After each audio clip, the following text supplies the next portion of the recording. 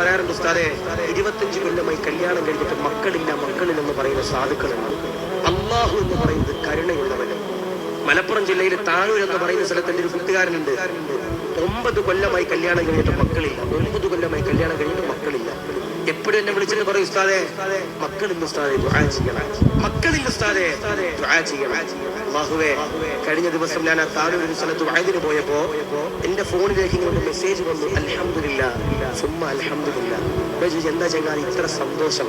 ഉസ്താദേ, 9 കൊല്ലമായി അല്ലാഹു എനിക്ക് മക്കളെ തന്നില്ല. 10ാമത്തെ കൊല്ലമായപ്പോ എന്റെ ഭാര്യ ഗർഭിണിയായി ഉസ്താദേ.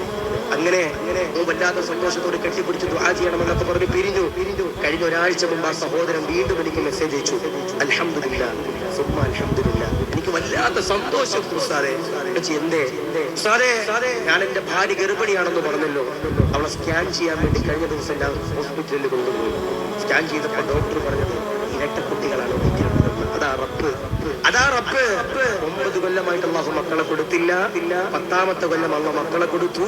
ആ ഭാര്യയുടെ വയറ്റിന്റെ അകത്ത് 2 ഇരട്ടക്കുട്ടികളാണ്. അല്ലാഹുവേ, ആ 2 മക്കളെയും സ്വാലിഹീകളിൽ ഉൾപ്പെടുത്തി അനുഗ്രഹിക്കണേ അല്ലാഹ്.